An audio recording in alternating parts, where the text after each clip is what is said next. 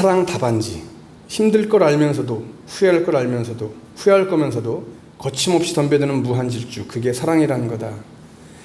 에스프레소 진한 향, 설탕 한 스푼. 어쩌면 그렇게 멋진 조합인지.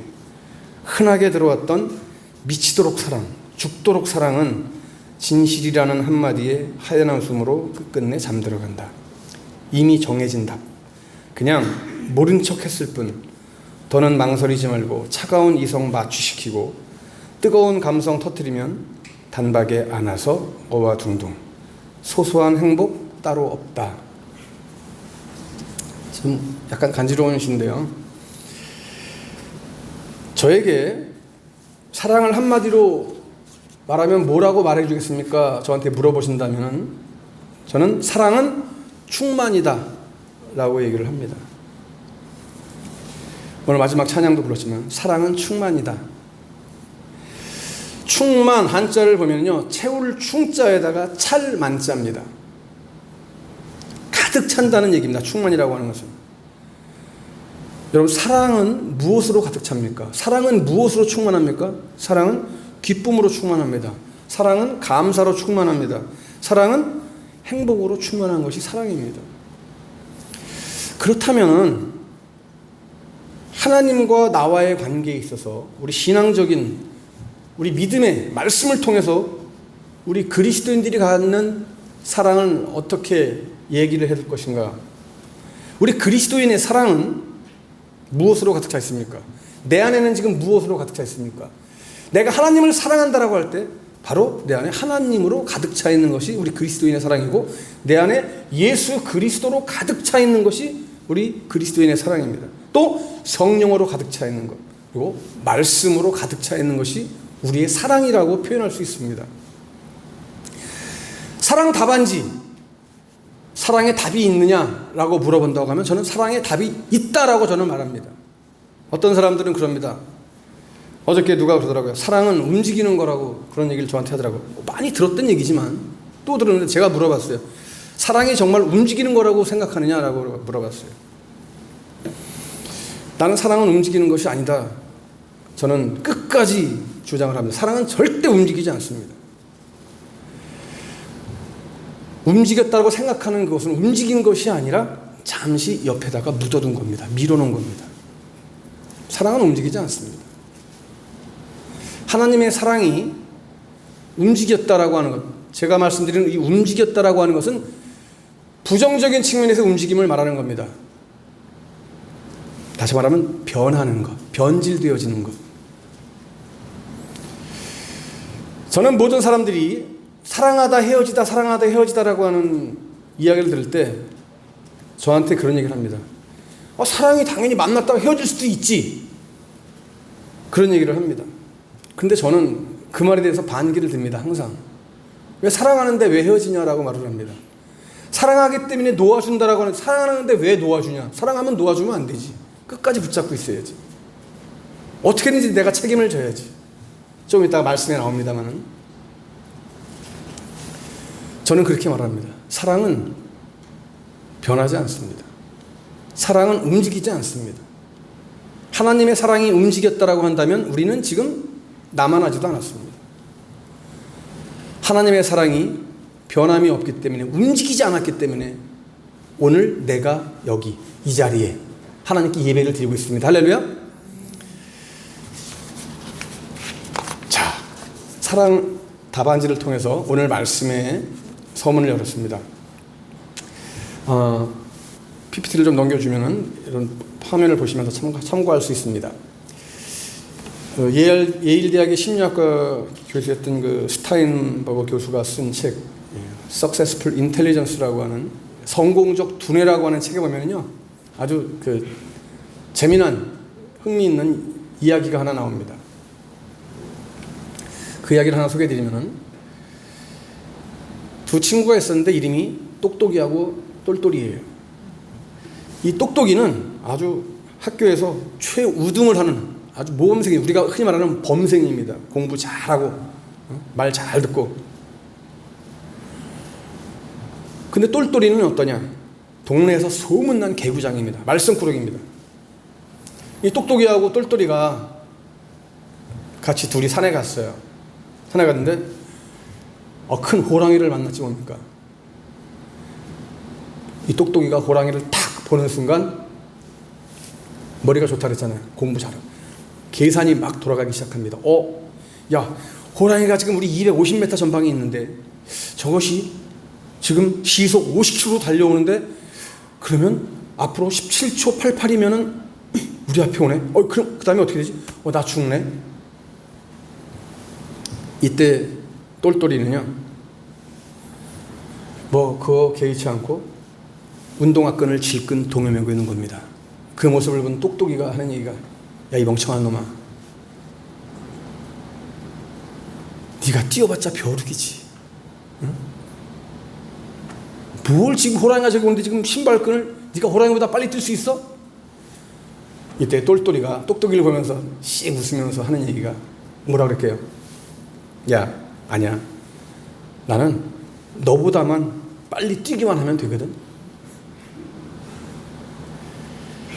여러분, 세상에는요, 똑똑한 사람과 똘똘한 사람이 있습니다. 두 종류의 사람이 있습니다. 이걸 좀 더 다른 말로 바꿔서 말씀드리면요, 똑똑한 사람은 지식이 많은 사람, 그리고 똘똘한 사람은 지혜가 많은 사람이라고 달리 표현할 수가 있습니다.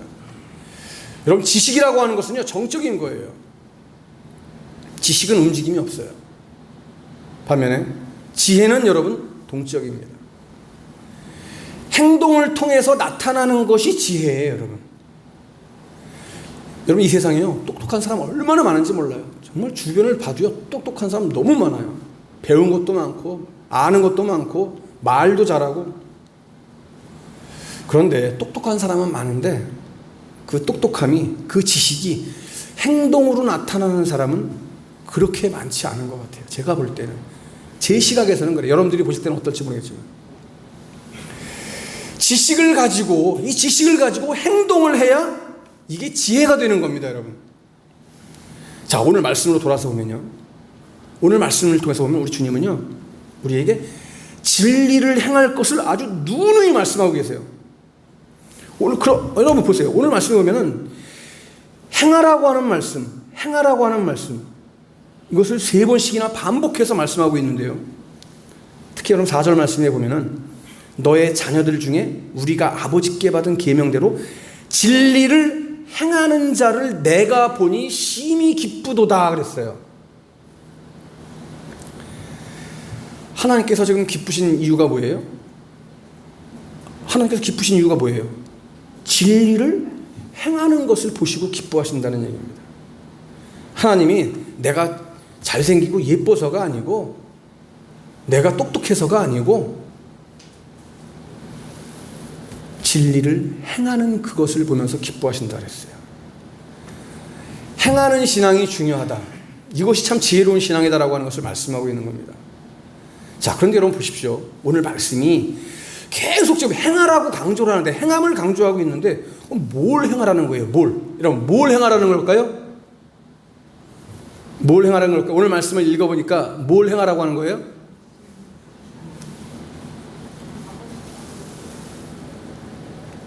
오 절 말씀에 뭐라고 했어요?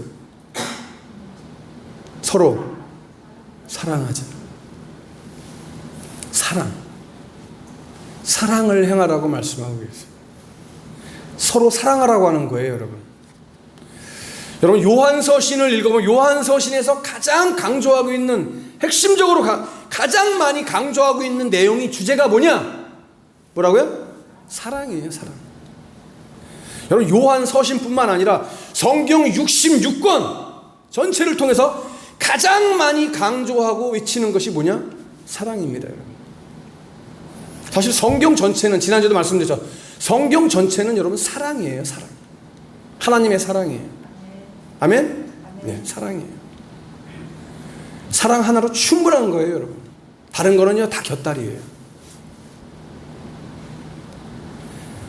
여러분, 성경뿐입니까? 이 세상을 보세요, 여러분. 드라마를 보세요. 주제가 뭐예요, 여러분? 다 사랑이 다 깔려있어요. 세상에서 회자되는 가장 빈번한 주제 역시 사랑이에요. 노래도 보세요. 무슨 노래가 제일 많아요? 사랑 노래가 제일 많아요. 우리 인간은 하나님께서 창조하신 피조물이기 때문에 이 사랑이라고 하는 주제를 절대로 벗어날 수 없어요. 그런데 여러분, 세상이 말하는 사랑, 하나님이 말씀하시는 사랑, 상당히 거리가 많아요. 멀어요. 차이가 많아요. 같은 사랑이라고 하는 말을 하는데 다 그런 건 아니지만 많은 사람들이 이 사랑을, 이 좋은 사랑을, 아름다운 사랑을, 이 복된 사랑을 저속하고 아주 악하게 사용을 하고 있다 이 말입니다. 악용하는 거죠. 악용.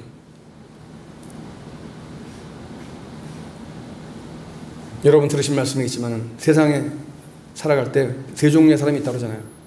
좋은 것이 있는 것을 선용하는 사람이 있고, 이용하는 사람이 있고, 악용하는 사람이 있다.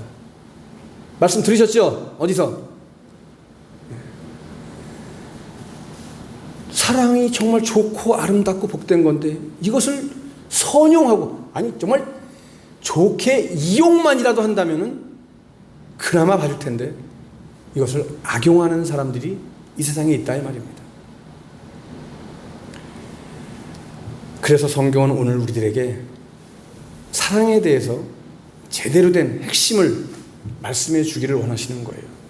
두 가지를 말씀해 주세요. 첫 번째로 뭘 말씀해 주십니까? 사랑은 새로운 것이 아니라 처음부터 우리가 가진 것이라고 말씀해 주고 있어요. 자, 5절 말씀 보세요, 여러분. 부녀여, 내가 이제 네게 구하노니 서로 사랑하자. 이는 새 계명같이 네게 쓰는 것이 아니요 처음부터 우리가 가진 것이라 그랬습니다.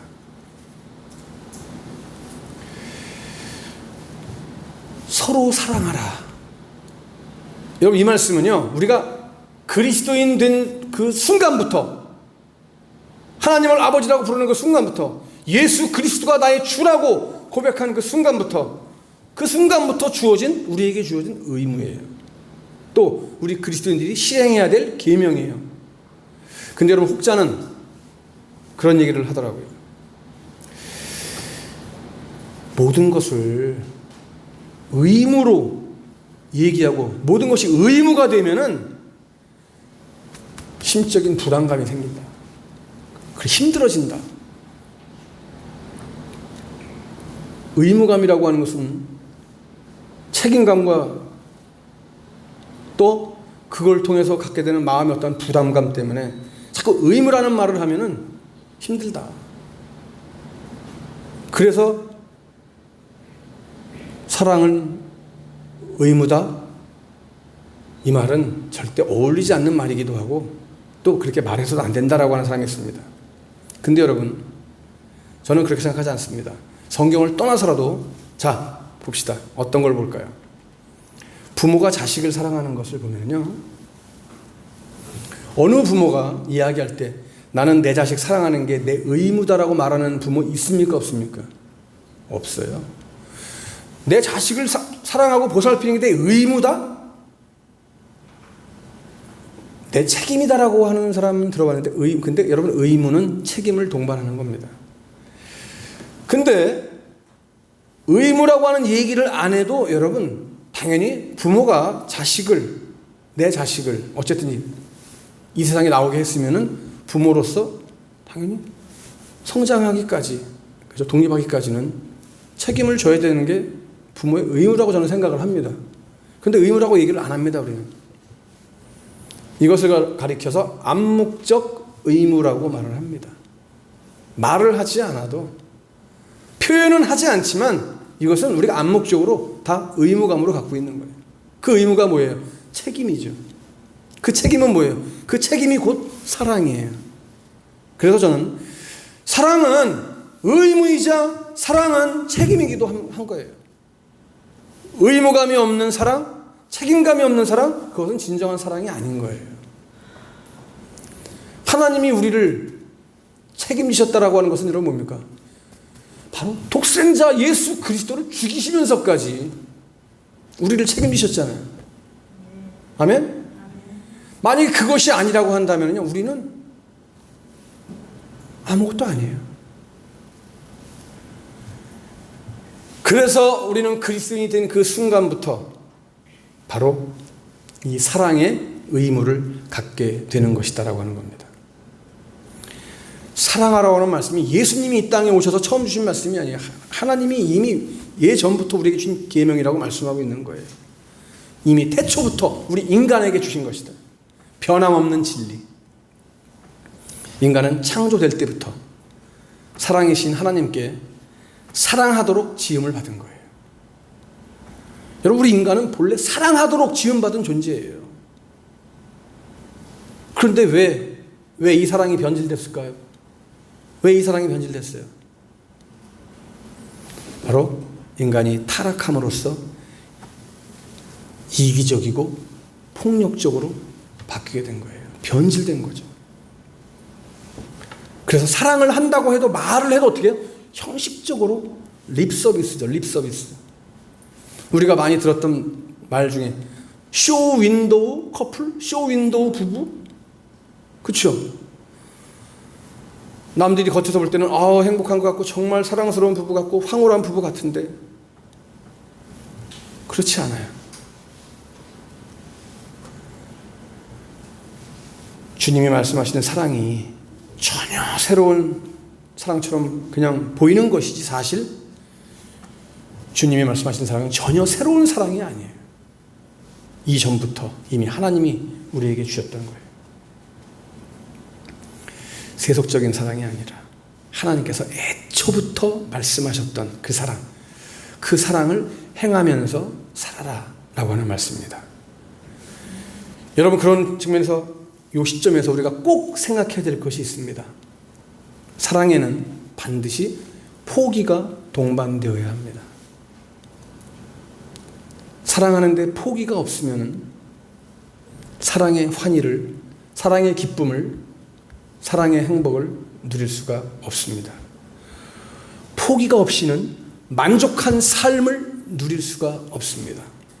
포기가 없이는 하나님을 제대로 볼 수도 없습니다. 포기가 없이는 내가 너를 안아줄 수도 없는 겁니다. 그런 의미에서 여러분, 사랑이라고 하는 것은 또 다른 말로 포기입니다. 오늘 내 안에 그 어떤 것이 나를 지금 얽아매고 있습니까? 그것을 내려놓고 포기할 수 있는 준비가 되어지면 우리는 사랑할 수 있는 자격이 생깁니다. 바로 그것은 말씀을 통해서 주시는 깨달음입니다. 그렇게 우리의 삶의 기준은, 사랑의 기준은 어디에 있느냐? 사랑의 기준은 바로 말씀에 있어요. 하나님의 말씀, 성경 66권이 말씀드렸죠. 사랑이기 때문에. 자, 두 번째로 우리에게 주시는 오늘 교훈이 있습니다. 사랑이란 계명을 따라 그 가운데서 행하는 것이다 라고 하는 것을 말씀해 주고 있습니다. 자, 6절 말씀. 또 사랑은 이것이니 우리가 그 계명을 따라 행하는 것이요, 계명은 이것이니 너희가 처음부터 들은 바와 같이 그 가운데서 행하라 하심이라. 아멘. 여러분, 사랑을 그저 그냥 주고받고 나누고 베푸는 것으로만 생각하면 안 됩니다. 오늘 말씀은 우리에게 분명히 증거하는데요, 계명을 지켜라 그랬습니다. 그럼 계명이 뭡니까? 말씀입니다. 말씀대로 살아가는 것, 그것이 곧 사랑이라고 하는 말씀입니다. 사랑을 여러분 어렵게 생각하시면 안 되고요. 사랑이 뭐냐라고 할 때 지금 몇 가지 제가 단어를 말씀드렸습니다만은, 사랑은 지금 말씀하신 것처럼 말씀대로 살아가는 것, 이것이 사랑입니다. 왜? 여러분, 하나님의 모든 말씀은 사랑과 직접적인 관계가 없는 것처럼 보여도 하나님의 모든 말씀은 사랑이라고 하는 주제와 연관이 되어 있습니다. 또 하나님의 모든 말씀을 한마디로 압축해라 라고 한다면, 여러분, 성경 66권을 한마디로 압축해라 라고 하면 그것은 사랑입니다. 사랑으로 압축할 수 있는 거예요. 이 사랑 안에 모든 것이 다 들어있는 겁니다. 하나님의 모든 말씀은 사랑을 위해서 주신 말씀이에요. 사랑을 위해서. 인간이 하나님을 사랑하고 또 인간이 인간을 사랑하고 그 사랑하라고 주신 말씀이에요. 오늘 우리가 꼭 간직하고 돌아갔으면 하는 것이 있습니다. 다른 건 다 잊어버려도 분명히 나는 하나님의 사랑받는 사람이구나라고 하는 이 하나, 말씀 붙잡고 나아갈 때 하나님이 나를 끝까지 책임지시고 끝까지 나를 저 천성을 향하여 인도하실 거구나 라고 하는 이 확신 하나 간직하고 돌아가시면 좋겠습니다. 여러분 안에 또 한 주간 동안 살아가시면서 순간순간 힘들고 어렵고 원망과 불평과 또 자괴감이 들 때도 있고 또 절망감이 몰려올 때도 있습니다. 그러나 그때 우리는 하나님이 지금도 나를 만지시고 사랑하시고 말씀을 통해서 세워주시는 놀라운 이 은혜 고백하며 또 그 사랑을 나도 이제 이 세상에 흘려내보낼 수 있는 사랑의 사도들이 다 될 수 있기를 주님의 이름으로 간절히 축복합니다. 아멘.